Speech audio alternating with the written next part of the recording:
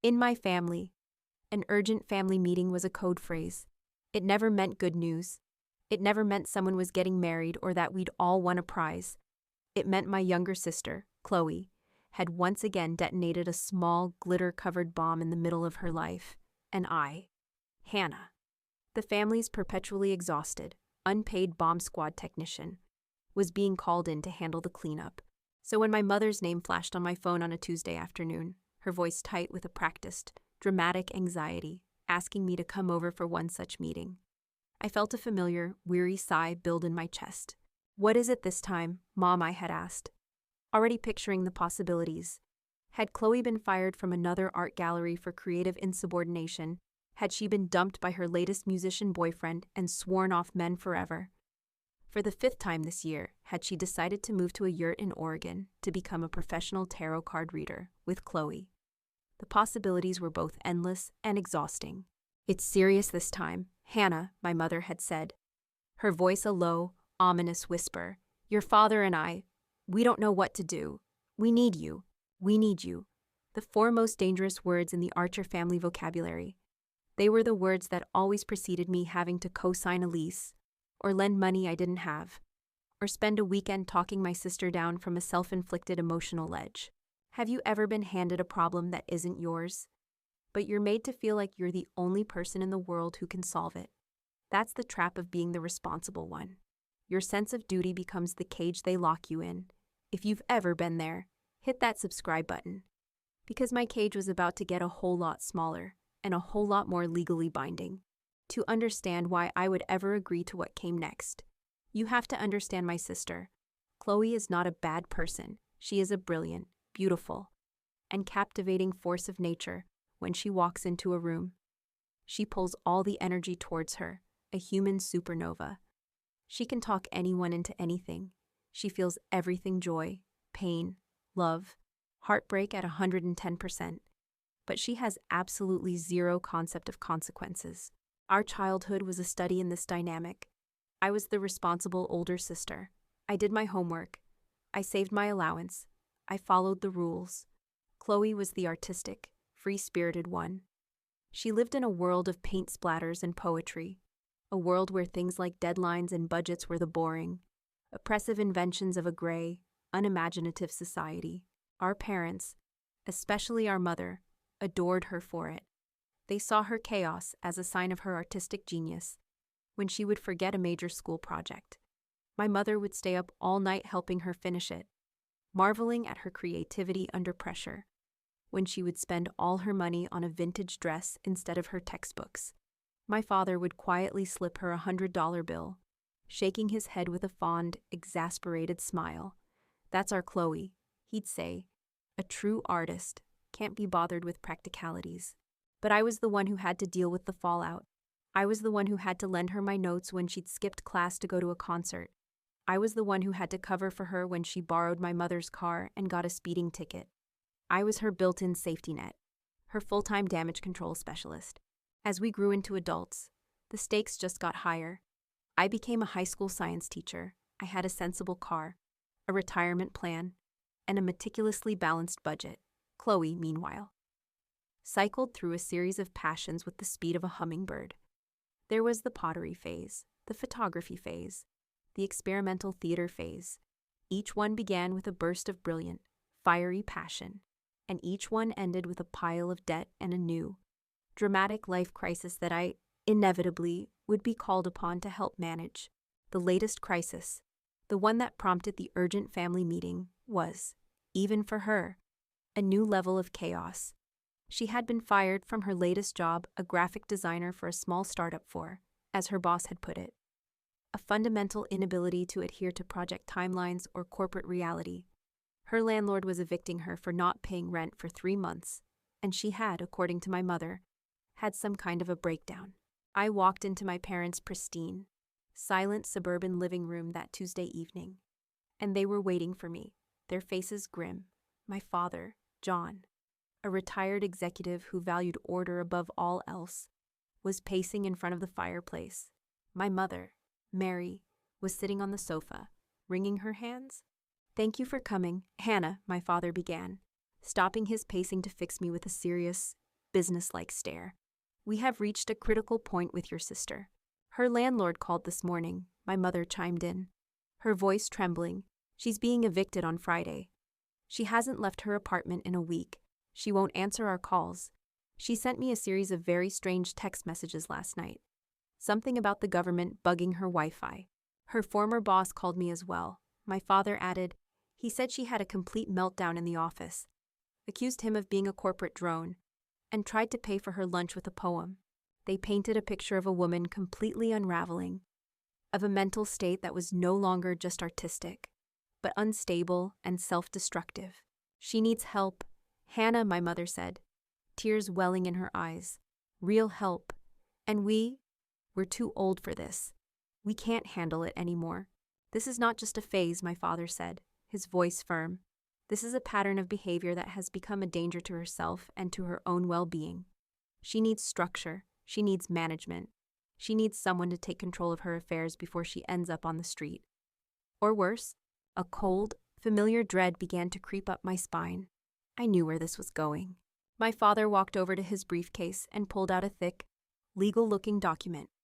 He placed it on the coffee table in front of me. "We spoke with our lawyer this morning," he said. "He agrees. What Chloe needs right now is a legal guardian, a conservator." I stared at him, my mind reeling. A legal guardian for my 30-year-old sister. "That's insane," I said.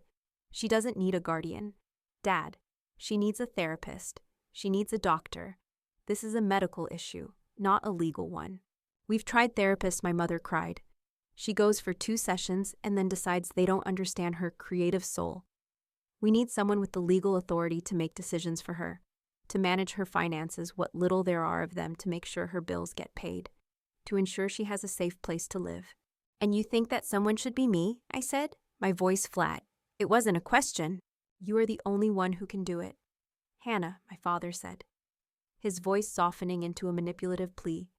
"You are the only one she has ever, on some level, listened to. You are the responsible one, the stable one. It is your duty, as her sister, to step in and protect her from herself. We wouldn't ask if it wasn't an absolute emergency." I looked at their faces, at their earnest, worried expressions. They were masters of this, the art of the guilt trip. They were framing this as an act of love, a desperate plea for me to save my sister. But I knew what it really was. They were tired. They were done with the drama. They were officially retiring from the job of parenting Chloe, and they were passing the thankless, lifelong position onto me. I argued. I fought. I told them it was a terrible idea, that it would permanently destroy my relationship with Chloe, that I was not qualified to be anyone's legal guardian. They had an answer for everything. "The lawyer has drawn up all the papers. It's a temporary guardianship, just until she's stable again. She has a small disability check she gets for a chronic health issue. You would just manage that for her.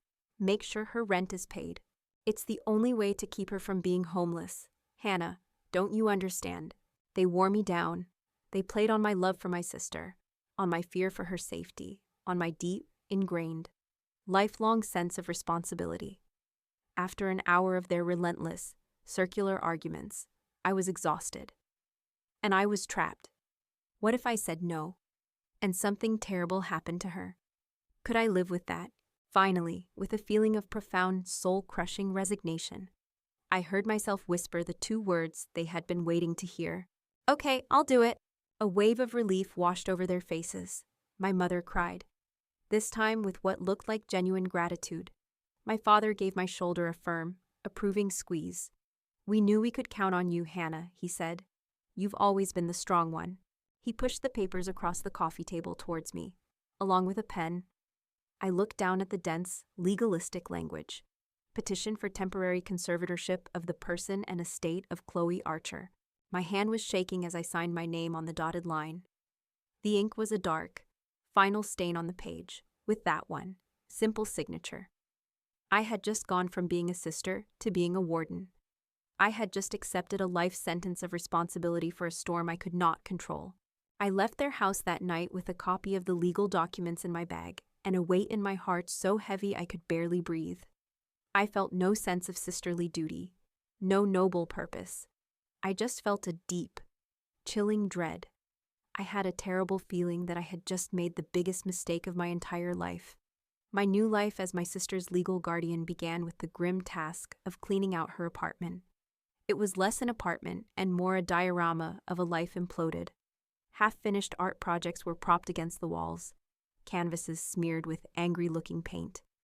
Dirty dishes were piled in the sink, and clothes were everywhere. It took me and my long-suffering best friend, Sarah, an entire weekend to pack her chaotic existence into a dozen cardboard boxes. Chloe herself was of no help. She sat on a stool in the middle of the chaos, wrapped in a silk kimono, looking like a tragic, deposed queen. She would either stare blankly into space or offer unhelpful, artistic critiques of my packing method. "You shouldn't put the cerulean blue paints next to the burnt umber, Hannah," she'd sigh, as if it were a matter of great importance. "Their energies are completely incompatible." I just gritted my teeth and kept packing. Moving her into my small, calm, and meticulously organized one-bedroom apartment was like bringing a tornado home as a house pet. I loved my sister, I truly did. But living with her was a test of sanity that I was not sure I was equipped to pass. The first few weeks were a descent into a special kind of hell. Chloe, in her role as the incapacitated ward, was a tyrant of learned helplessness. She seemed to be allergic to cleaning, incapable of washing a dish, and physically unable to place a dirty sock in a hamper. My serene sanctuary became her personal dumping ground. My sofa was permanently draped with her expensive, thrifted clothes. My dining table, where I used to grade my students' papers, was now a permanent still life of her half-empty tea mugs and plates with dried-on toast crusts. And her demands, they were endless. "Hannah," she would say, her voice a weak, pathetic whisper from the sofa. "I'm feeling a creative blockage. I simply cannot work with these cheap student-grade acrylics. I need proper oil paints, the ones from Germany. They're the only ones with the right pigment density." "Chloe, the German oil paints are $30 a tube," I'd say, looking at the spreadsheet where I was trying to manage her meager budget. "You can't afford that." "But I need them for my art," she'd wail. "You're trying to stifle my creativity. You don't understand the artistic process." And so, I, the high school science teacher with a car payment and a mountain of student debt of my own, would end up at the art supply store, buying $30 tubes of paint for my incapacitated sister with my own money. Her finances, which I now had legal control over, were as chaotic as the rest of her life. She received a small monthly disability insurance check from an old job she'd had, something related to a chronic but manageable autoimmune condition she often used as a justification for her lifestyle. It was about $800 a month. It was enough to cover the rent on a very small studio apartment and a diet of ramen noodles. It was not enough to cover her insistence on organic, gluten-free, artisanal everything. "Artisanal?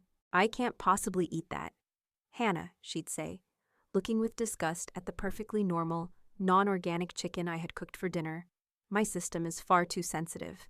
My naturopath says I need to avoid all inflammatory foods." So, my grocery bills doubled. I found myself buying expensive almond flour, grass-fed beef, and locally sourced kale, all paid for out of my own pocket, all to cater to the delicate sensibilities of my broke, unemployed sister. Through it all, my parents were a constant, buzzing presence on the phone, offering a steady stream of completely useless advice and sanctimonious praise.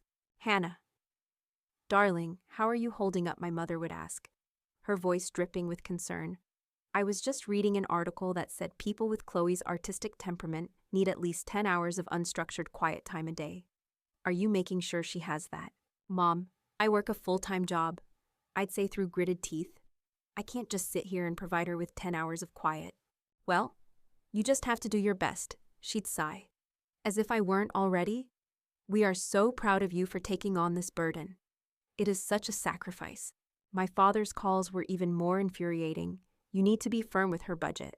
"Hannah," he'd say, his voice full of the authoritative tone of a man who had never had to say no to his precious, talented Chloe. "Don't let her walk all over you. You need to show her some tough love." "I'm trying, Dad," I'd say, my patience worn to a thread. "But you're the one who spent 30 years teaching her that budgets are for other people." They never offered real help. Of course, they never offered to take Chloe for a weekend to give me a break. They never offered to contribute a single dollar to the growing pile of her expenses that I was now covering. They had successfully and completely offloaded their problem child onto me. And now they were content to micromanage my handling of her from a safe, clean, and financially unburdened distance. Let me tell you, there's a special place in hell reserved for people who watch you drown and offer you unsolicited advice on your swimming technique. That was my parents. And my sister, she was the one holding my head underwater. All in the name of love and family. The breaking point came after a particularly grueling Thursday. I had a parent-teacher conference night at school, and I didn't get home until after 9. I was exhausted, mentally and physically. All I wanted was a hot shower and a quiet cup of tea. I walked into my apartment, and I stopped dead in my tracks. The place had been destroyed, not messy, not cluttered, destroyed. Chloe had apparently had a moment of artistic inspiration. She had decided to do some abstract expressionist painting. On my living room wall, she had thrown buckets of red and black paint against my beautiful, calm, beige wall, creating a scene that looked like a violent, Jackson Pollock-inspired murder. Paint was on the floor, on the ceiling, and I saw with a wave of nausea, splattered across the spines of my beloved book collection. She was sitting in the middle of the floor, cross-legged, covered in paint, a look of ecstatic, creative bliss on her face. "Isn't it magnificent? Hannah," she breathed. Looking at her creation, I was just so full of emotion. I had to let it out. It's a statement about the duality of the human condition. I just stared at her, at my wall, at my ruined books, and something inside me, the patient, responsible, long-suffering older sister, finally, blessedly, snapped. "What have you done?" I whispered, my voice a low, dangerous sound I didn't recognize. Her blissful expression faltered. "I was making art." "No, Chloe," I said, my voice rising, the rage I had been swallowing for months finally erupting. "You were not making art. You were making a mess, a massive, expensive, and completely insane mess. In my home, on my walls. You have destroyed my things. Do you have any idea how much this is going to cost to fix?" She stared at me, her eyes wide. I had never, ever yelled at her like that before. I didn't think," she stammered. "No, you didn't think," I shouted, all my exhaustion and frustration pouring out of me in a single, furious torrent. "That's your entire problem. You never, ever think you just float through life in your little cloud of artistic chaos. And you expect everyone else to clean up your messes, to pay your bills, to manage your reality. Well, I am done. Do you hear me? I am done being your keeper." My outburst had the predictable effect. Her face crumpled. The defiant artist was gone, replaced by a wounded, weeping child. "You're so mean to me," she sobbed, tears cutting clean paths through the paint on her cheeks. "You've always been so jealous of my talent. You're trying to control me, to crush my spirit. Just like everyone else, I thought you were the one person who understood. And just like that, I was the villain again. I was the cruel, unfeeling sister who didn't understand her artistic soul. It was her go-to move, her checkmate, and it had worked on me my entire life. But not this time. Something inside me had broken for good. I didn't comfort her. I didn't apologize. I just stood there, looking at the wreckage of my living room and the weeping, manipulative woman who had caused it, and I felt nothing but a profound, cold, and liberating sense of being completely and utterly done. I turned and walked into my bedroom, closing the door on her sobs.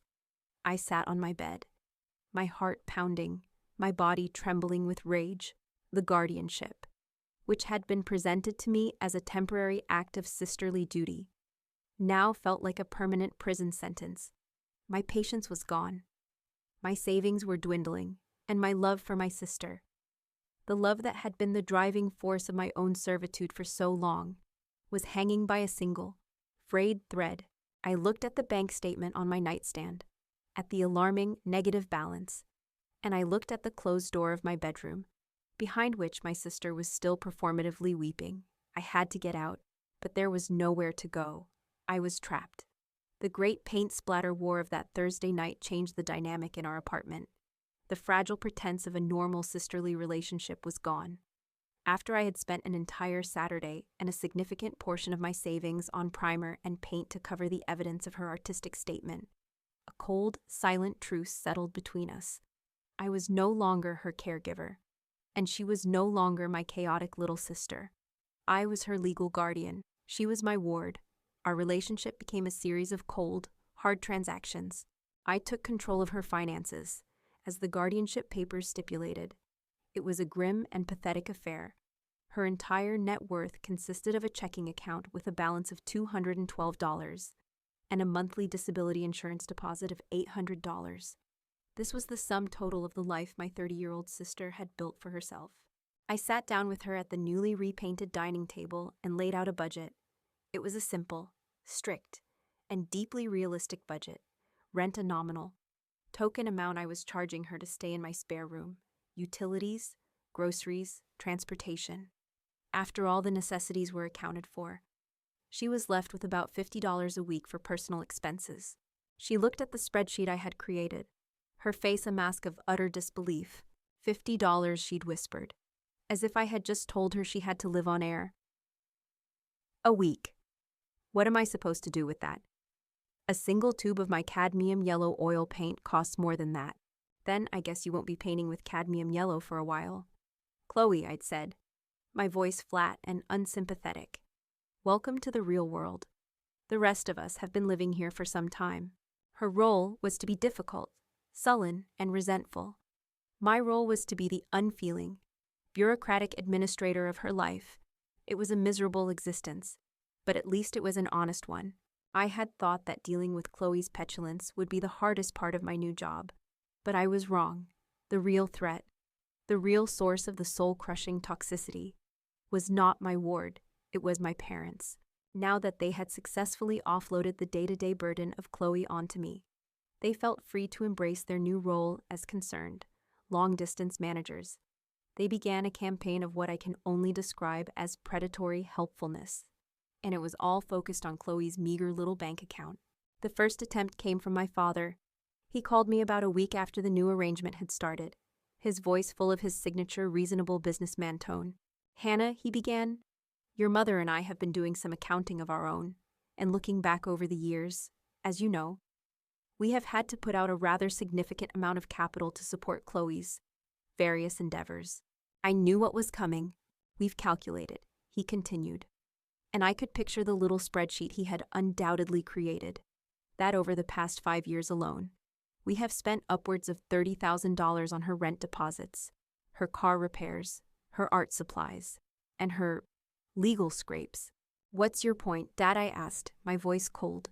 "Well, we think it's only fair, now that her finances are being properly and legally managed by you, that she begins to take some responsibility for that debt. We think a small monthly payment from her disability check, say $200, would be a reasonable and character-building place to start." I was so stunned by the sheer, shameless audacity of it that I actually laughed. A short, sharp, bitter sound. "Let me get this straight," I said. "You, a man with a 7-figure retirement portfolio, are suggesting that your mentally unwell, unemployed daughter should use her $800 a month disability check to pay you back for a laptop you bought her 5 years ago. It's about the principle of the thing, Hannah," he said, his voice turning defensive. "It's about teaching her responsibility." "No, Dad," I shot back. "It's about you being greedy. That money is barely enough for her to eat and keep a roof over her head, a roof that I am providing.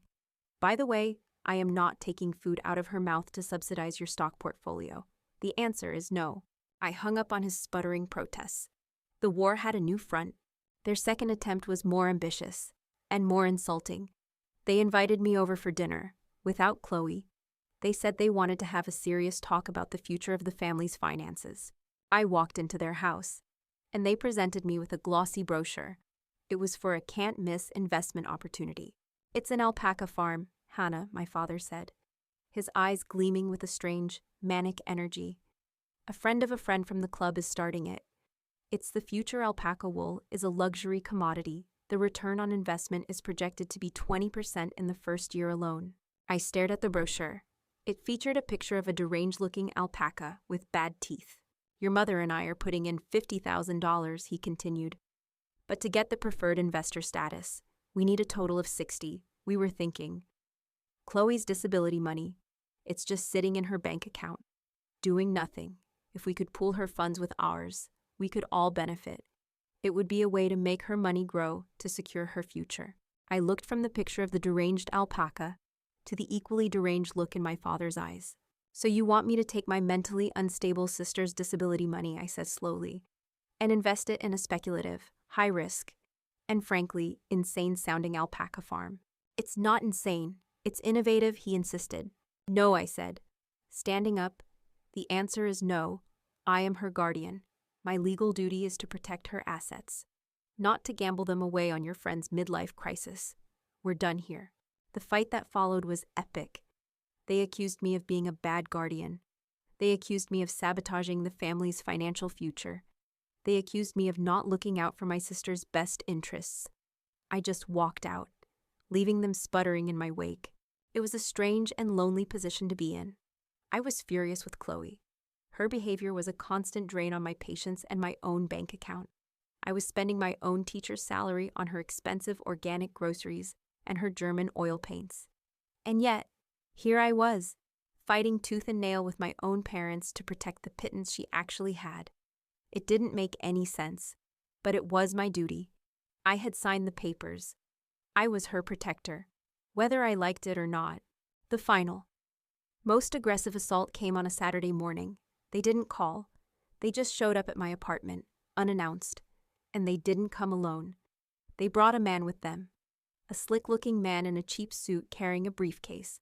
Hannah, my father said, his voice a low, threatening hum as he pushed his way into my apartment. This is our lawyer, Mr. Jennings. The man gave me a smarmy smile.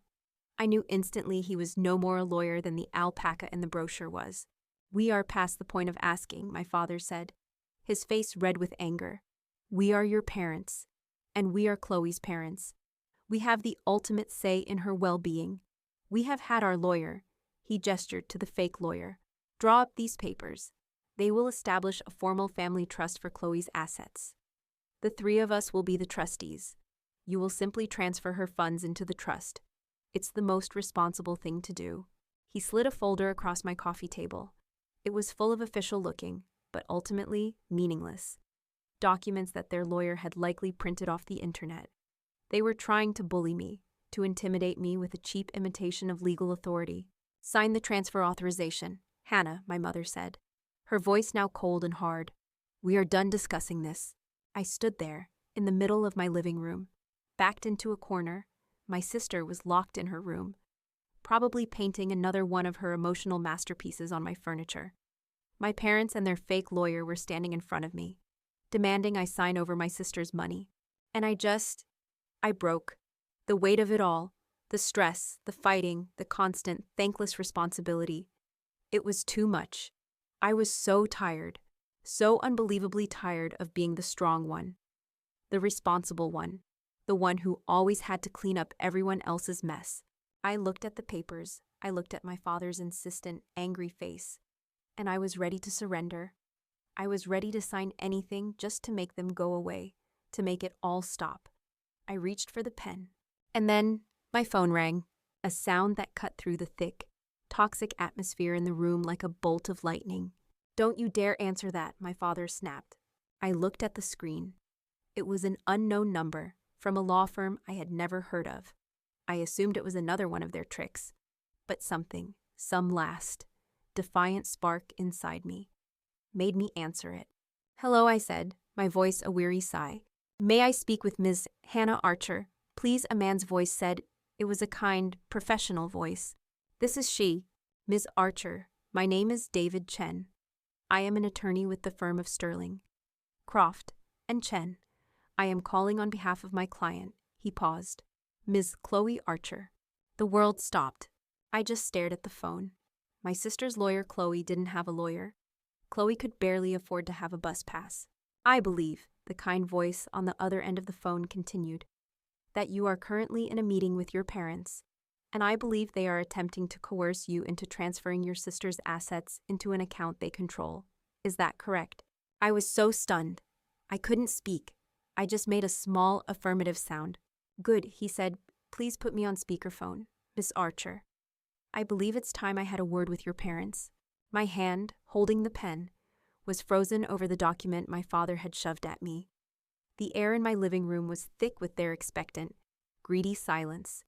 I was at the very edge of the cliff of my own exhaustion, ready to sign anything, to do anything, just to make the pressure stop. And then my phone rang. My father's head snapped in my direction, his face a mask of fury at the interruption. Clara, do not answer that phone, he commanded. But I had already looked at the screen. A law firm I had never heard of. An instinct. A flicker of something that wasn't quite hope, but was at least defiance. Made my fingers move. I pressed the green icon. Hello, I'd whispered. And then came the kind, professional voice on the other end. A voice from another world.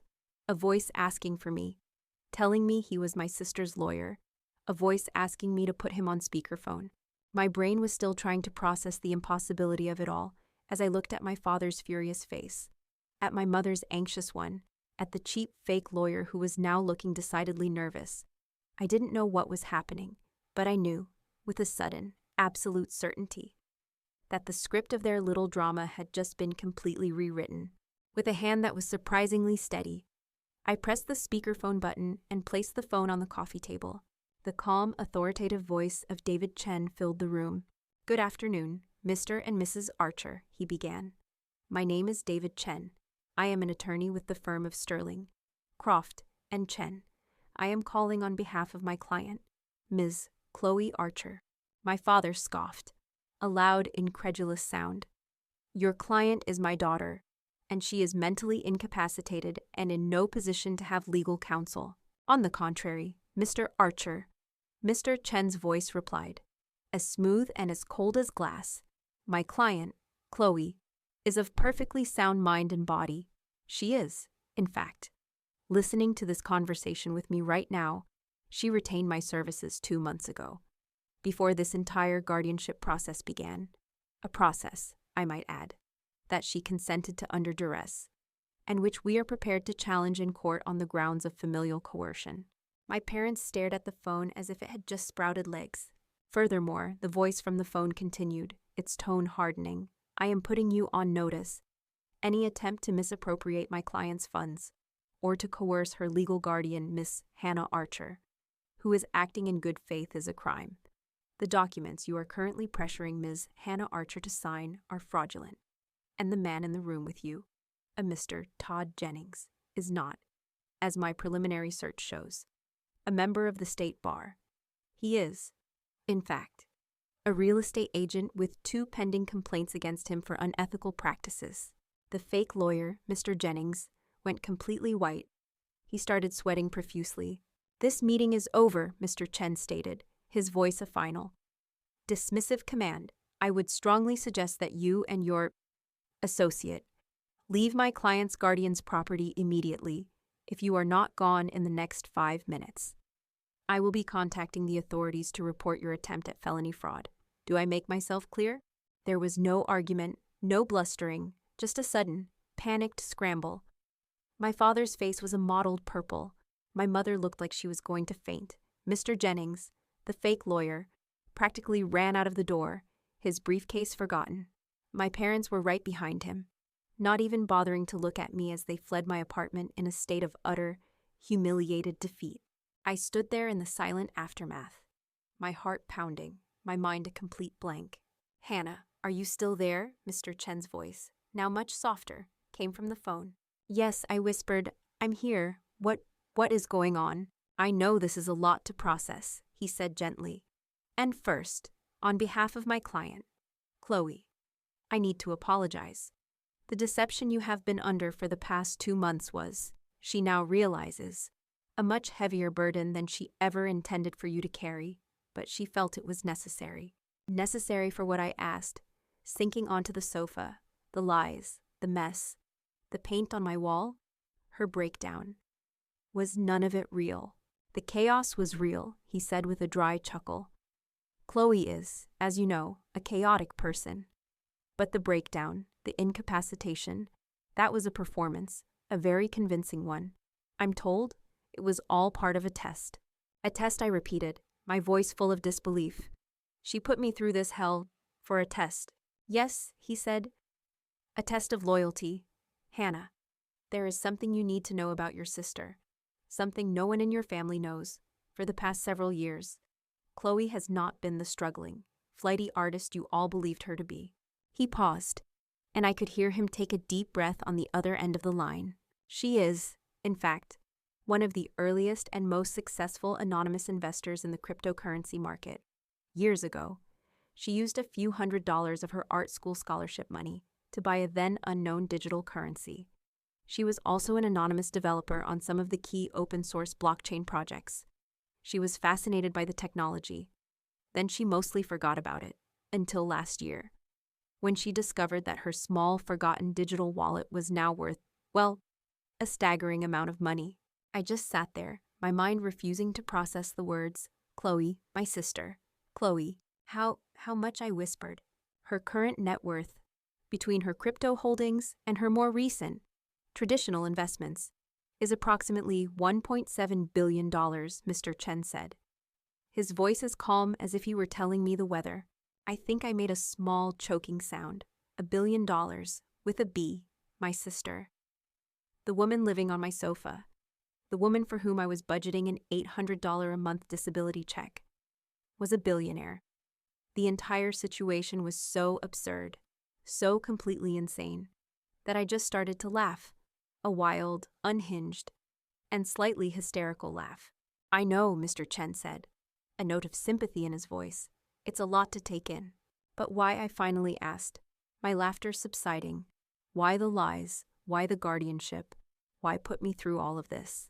Because she was terrified. He explained, this kind of wealth, it changes everything. It changes people. She knew your parents. She knew their character. She knew that if she revealed her fortune, she would become a target for their greed, for their control. She didn't know who she could trust, so she designed a test. A terrible, difficult, and admittedly, a very dramatic test. She wanted to see who would protect her when they thought she had nothing. He said quietly, so she could know who to trust when they found out she had everything. He told me the rest, how Chloe had been watching, listening. The whole time, she had a listening device in the apartment. She had heard every condescending phone call from our parents. She had heard my arguments with them, my staunch refusal to let them touch her money. She had heard me defending her, even when I was at my wits' end with her. She saw you, Hannah. He said, she saw you spend your own money on her, even when you were furious with her. She saw you protect her meager little bank account from your parents' greed as if it were a fortune. You passed her test. You were the only one who did. I didn't know what to feel. I was angry, yes, angry that she had put me through 2 months of absolute hell, but underneath the anger, there was a strange sense of vindication. I wasn't crazy. My parents were that greedy. And my sister, my strange, chaotic, impossible sister, had seen it too, and she had trusted me. So what now, I asked. Now comes the final phase. He said, Chloe has the proof she needs of your parents' character, but she wants to confront them. She wants them to expose their own greed, one last time, in a situation where they cannot deny it, and she needs your help to do it. What does she want me to do? She needs you to play your part one last time, he said. She needs you to call your parents. Tell them their lawyer friend scared you. Tell them you've reconsidered. Tell them you will agree to sign the papers to transfer Chloe's funds into a family trust, but you will only do it in a formal setting, at my office, with all parties, including Chloe, present. It was a trap, a final, beautiful, and inescapable trap. Let me get this straight, I said. You want me to lure my own parents to a lawyer's office so my secret billionaire sister can confront them about their attempt to steal her non-existent meager savings. Precisely, Mr. Chen said, a hint of amusement in his voice. I thought about the last 2 months, the stress, the financial drain, the paint on my wall, and then I thought about my parents' faces as they had tried to bully me into signing those papers. A slow, cold smile spread across my face. When and where, I asked. The quiet, responsible, long-suffering older sister was gone. In her place was a willing co-conspirator, The bomb squad technician had just been handed the detonator, and I couldn't wait to press the button. The phone call to my parents was the greatest acting performance of my life. I waited a day after my conversation with Mr. Chen, letting them stew in their frustrated defeat. Then, I dialed my mother's number, my heart pounding not with fear, but with the thrilling, electric hum of a plan in motion. I took a deep breath and summoned the ghost of the broken, exhausted daughter I had been just 24 hours earlier. "Mom," I whispered into the phone, my voice a perfect imitation of frail surrender. "Hannah, what is it? Are you all right?" Her voice was sharp with annoyance, not concern. "I'm sorry to bother you," I said, letting my voice tremble. "But that man who called yesterday, their lawyer, he scared me, and I've been thinking. You're right. You and Dad are right. This is too much for me to handle. I can't do it anymore. I give up." There was a stunned, triumphant silence on the other end of the line. I could almost hear the smug smile spreading across her face. "Oh, honey," she finally said, her voice now dripping with a victorious, condescending sympathy. "You've made the right decision. We knew you would see reason. It's for the best, for everyone." "So the papers," I continued, playing my part, "the ones for the family trust. I'll sign them. I just want this to be over." "Of course, dear," she said brightly. "Your father and I will arrange a meeting with our lawyer for Friday. We can all go together and sign the papers and put this whole unpleasant business behind us. There's just one thing," I added, delivering the line Mr. Chen had coached me on. "Chloe, she needs to be there. The law says the ward has to be present when there's a change in guardianship status, and I want her to see that I'm doing this for her own good." My mother sighed, a sound of profound irritation. "Oh, very well," she said. "If we must, I'll let your father know. Hannah, you've done the right thing. We're very proud of you." I hung up the phone and let out a long, slow breath. The trap was set. The vultures were coming to the feast, and they had no idea they were the main course. The offices of Sterling, Croft, and Chen were on the top 2 floors of the newest, most impressive skyscraper in the city. The lobby was a cathedral of marble and glass. My parents, who had always prided themselves on their own comfortable, upper-middle-class success, looked small and out of place in such an environment. They were trying to act unimpressed, but I could see the awe in their eyes. Mr. Chen met us in the reception area. He was the picture of quiet, expensive competence, his suit perfectly tailored, his demeanor calm and professional. He greeted me with a respectful nod, and then turned to my parents. He led us to a vast, glass-walled conference room with a breathtaking view of the city. He had us all sit at a long, polished table. Chloe was not there yet. "Before we begin," Mr. Chen said, his voice smooth and neutral, "and before Miss Akar, Chloe Archer joins us, for the legal record. I need you to state your intentions for the establishment of this family trust. Can you please articulate for me why you believe you, and not her court-appointed guardian, Ms. Hannah Archer, should be the trustees of Chloe's estate?" He had given them the stage, and, blinded by their own arrogance and greed, they began to perform. My father went first. He leaned forward, adopting the serious, authoritative tone he used when he was lecturing me about my life choices. "It's a matter of competence. Mr. Chen," he began, "my daughter Hannah, while a wonderful person, is a school teacher. She has no experience managing investments or assets. My daughter Chloe, as you know, is unwell. She is financially irresponsible and prone to flights of fancy. Her small estate, which comes from a disability policy, needs to be managed by someone with real-world financial experience, someone who can protect it, make it grow. My wife and I are in the best position to do that." My mother nodded eagerly, picking up the thread, and frankly, she said, her voice full of a cloying, self-pitying righteousness, "We feel we are owed a certain amount of restitution. Do you have any idea what it's like to raise a child like Chloe? The stress, the worry, the constant expense. We have supported her artistic whims her entire life. It is only fair that now, her assets should be used to contribute to the family that has given her so much.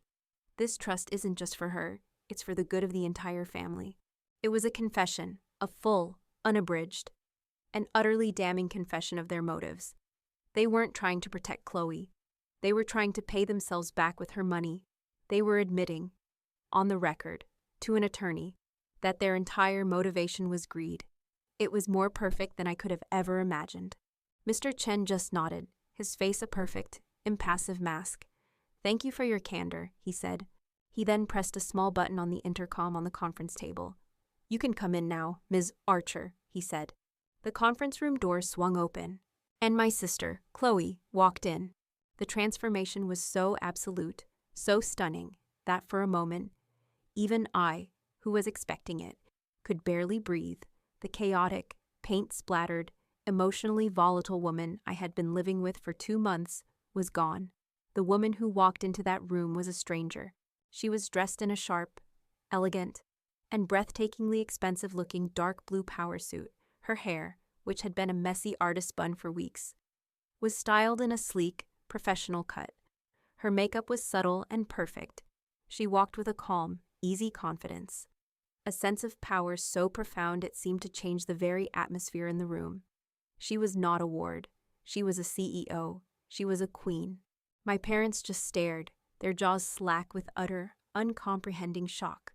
"Chloe," my mother whispered. "What are you doing here? You're supposed to be at home. What are you wearing?" Chloe didn't even look at them. She walked to the head of the table and took a seat. Mr. Chen sat beside her. She then turned her calm, cool gaze on our parents, and she smiled, a small, cold, and deeply dangerous smile. "Hello, mother, father," she said, her voice as smooth and as clear as glass. "Thank you so much for coming, and thank you for your candor. It's been very illuminating." "What is the meaning of this?" my father demanded, his face turning a blotchy red as he began to realize that the situation had just spun wildly out of his control. "The meaning," Chloe said, her smile never wavering, "is that the test is over and you both failed. Spectacularly." She let that sink in. "My breakdown," she continued, making little air quotes with her fingers, "was a performance, a long, exhausting, and very expensive piece of performance art. And you were my unwitting co-stars.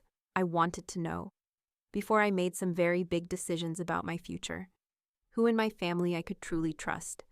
I wanted to know who would protect me when they thought I had nothing, and who would try to exploit me."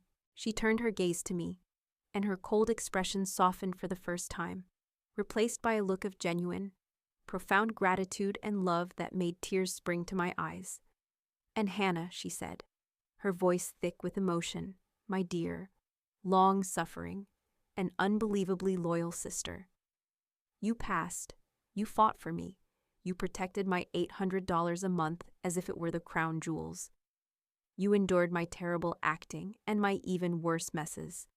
And you never once, not for a second, betrayed my trust." She then turned back to our parents, her face once again a mask of cold, hard judgment. "You two, on the other hand," she said, her voice dripping with contempt, "tried to steal that $800 a month from your supposedly incapacitated daughter. You tried to bully her guardian into committing a crime." "That's a lie," my mother shrieked. "We were just concerned." "Were you?" Chloe asked sweetly. She nodded to Mr. Chen. He pressed a button on his laptop, which was connected to the room's large monitor, and my father's voice filled the silent conference room. "We think it's only fair that she begins to take some responsibility for that debt. A small monthly payment from her disability check." The recording of my phone call with my father played out, followed by a recording of my mother's voice, from a tiny microphone Chloe had hidden in a houseplant, talking about her need for restitution. My parents' faces crumpled. They were hearing their own greedy words played back to them, their secret motivations laid bare for all to see. "The test is over," Chloe said again, her voice quiet but final. "And so is my relationship with you. You are no longer my parents. You are simply two disappointing, greedy people I unfortunately happen to share DNA with." She stood up. "This meeting is over. Mr. Chen will be in touch with you regarding the legal dissolution of the guardianship. Do not contact me or my sister ever again." They were speechless, utterly defeated, their faces a ruin of shame and shock. Chloe then turned to me, a warm, genuine smile returning to her face. "Come on, Hannah," she said, holding out her hand to me. "Let's go home. We have one last thing to discuss." She was no longer the ungrateful ward. She was my sister again. And we were, finally, truly, a team. We left my parents and their fake lawyer in the ruins of their own making, in the cold, silent conference room that had been the stage for their final, spectacular failure. Mr. Chen had a town car waiting for us downstairs. As Chloe and I slid into the plush leather seats, the heavy door clicking shut behind us, it felt like closing the door on my entire old life. The silence in the car was not tense or awkward. It was the quiet, calm, and slightly dazed silence that follows a massive explosion. Chloe was the first to speak. She turned to me, her face, no longer the powerful, composed mask of the meeting, now looked young, vulnerable, and full of a profound, bone-deep regret. "Hannah," she began, her voice a quiet whisper, "I am so sorry for what I asked." My own voice a little numb. For being a secret billionaire, or for the 2 months of hell you just put me through. A small, sad smile touched her lips. Both, I guess. Mostly the second part. I had to know. I had to know who I could trust. But I never wanted to hurt you. You were the one person I was hoping, praying, would pass the test. And you did. You passed it with flying colors, even when I was being an absolute monster to you. Tears welled up in her eyes. Real tears this time, not the performative ones I had gotten so used to. The paint on the wall? I'm really sorry about that. I got a little carried away with the tortured artist role. I looked at her, my strange, impossible, chaotic, and brilliant little sister, and in that moment, the last of my anger at her just dissolved. "It's okay, Chloe," I said. And I meant it. It was just paint. And it was a very convincing performance. Back at my apartment, the one she now insisted on calling our temporary headquarters, she told me everything, the whole unbelievable story. It had started in college, with a $500 inheritance from our great aunt, while I had dutifully put mine into a sensible, low-yield savings bond. Chloe, being Chloe, had used hers to buy a then-obscure, ridiculous-sounding digital currency called Bitcoin. It wasn't an investment, it was a fascination. She was a digital artist, and she was captivated by the technology, by the idea of a decentralized, beautiful, mathematical system. She was one of the early ones, a true believer, who even contributed anonymously to some of the open-source coding projects. And then, as she moved on to her next passion, and the next, she had mostly forgotten about it. The small digital wallet, with its handful of coins, sat dormant on an old hard drive for years, until about a year ago, during her last major life crisis, broke and desperate. She had been searching for old files on that hard drive, hoping to find some old design work she could sell, and instead, she had found the wallet, and she discovered that her forgotten $500 art project had, in the intervening years, blossomed into a fortune so vast it was almost meaningless. "I stared at the number on the screen for a full day," she said, her eyes wide with the memory. I was convinced it was a mistake, but it was real, and my first feeling wasn't joy. It was sheer, abject terror. She explained how the weight of that secret had been crushing her. How could she tell our family? How could she tell our parents, who she knew would immediately see her not as their daughter, but as their new retirement plan? How could she tell her friends, who would all suddenly have brilliant business ideas they needed her to invest in? "The money changed everything, Hannah," she said, her voice full of a sadness I was just beginning to understand. "It made me question everyone. It made me feel completely, utterly alone. I had all the money in the world, but I had no idea who I could actually trust. And so, she had hatched her insane, elaborate, and cruel plan. A plan to find the one person in her life she could trust with everything. She had faked a breakdown, a crisis so complete it would require a legal guardian. And she had watched.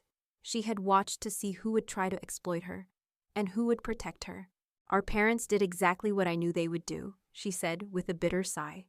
"They saw my illness as a financial opportunity, a chance to finally get paid back for the burden of having a creative child." "And me?" I asked softly. She looked at me, her eyes full of an emotion so profound it made my own heart ache.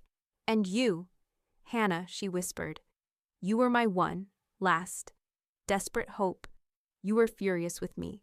You were exhausted by me. I was a nightmare to you. And still, you fought for me. You spent your own money on me. You stood up to our parents, over and over again. To protect my pathetic little $800 a month disability check as if it were a king's ransom." She stood up and began to pace the room, the same way our father did. But her energy was different. It was a creative, restless energy, not an anxious one. "There's one more thing," she said, her back to me. "The most important part of the test, the final phase." She walked over to the briefcase that Mr. Chen had left with her. She pulled out a thick, leather-bound document. It looked very much like a will. She brought it over and slid it across the coffee table to me. "What is this?" I asked. "This is my last will and testament," she said quietly. "I had Mr. Chen draft it for me last month, while you were still my legal guardian, while you were still fighting with Dad about his alpaca farm investment scheme." My hands were trembling as I opened the document. I read through the dense legal language, and then I got to the main clause. My eyes scanned the words, but my brain refused to process them. "I, Chloe Archer, being of sound mind and body, do hereby bequeath the entirety of my estate, including all financial assets, real estate properties, intellectual property, and all other holdings, to my beloved sister, my protector, and my most trusted friend, Hannah Archer." I looked up at her, my face a mask of pure, uncomprehending shock. "Chloe, I don't understand why it's your money. You earned it." She shook her head, a real, genuine smile finally breaking through her composure. "No, Hannah, you don't get it. It was never about the money. It was about this." Her voice was thick with emotion. It was about finding one person in the world that I knew, with absolute certainty, would have my back, no matter what. The money, it's just a high score in a video game I happen to be good at. It's not real. But loyalty, trust, that is the realest, most valuable currency in the world, and you are the richest person I know. She knelt in front of me, the same way she had when she was a little girl, showing me a new painting. "I don't want to be a billionaire, Hannah," she said, her eyes shining with tears. "I don't want to manage a portfolio. I want to paint. I want to travel. I want to be a chaotic, irresponsible artist. That's who I am." She took my hands. "And you? You are a brilliant, responsible, and deeply good person who knows how to manage things, who knows how to build things. I don't want to just give you my money. I want to hire you. I want us to be partners. I want you to help me take this ridiculous, insane fortune and do something good with it. We can build our own world. Hannah, a better one. Together." I had been the reluctant guardian of her meager little estate, and now she was offering me half of her kingdom, not as a gift, but as a partnership. I looked at my crazy, impossible, brilliant sister, and for the first time, I felt like I was truly seeing her. A year has passed. Our lives are unrecognizable. We didn't just become partners, we became a team. The Archer Sisters Foundation is now one of the largest and most innovative philanthropic organizations in the country. Chloe is the visionary. She travels the world, finding brilliant, underfunded projects to support art installations, environmental initiatives, educational programs. She is the heart and the soul of our operation. And I am the CEO.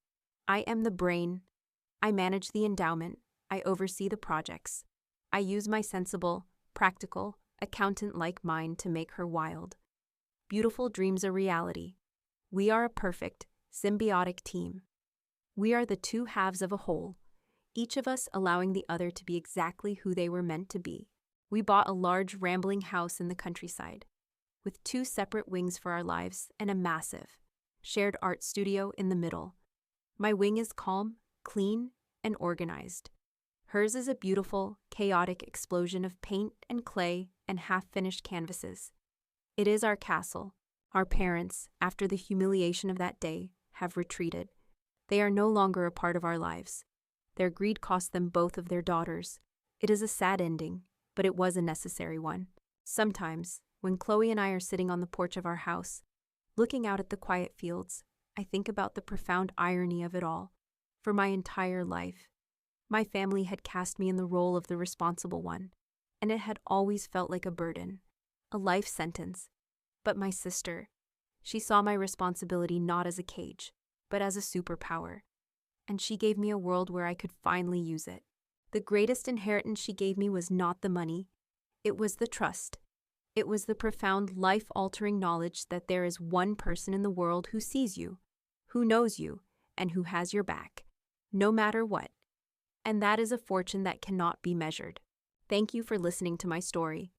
If you are the responsible one in your family, if you are the one who always has to be strong, to be the fixer, I see you, your strength, your integrity, your loyalty that is not a burden.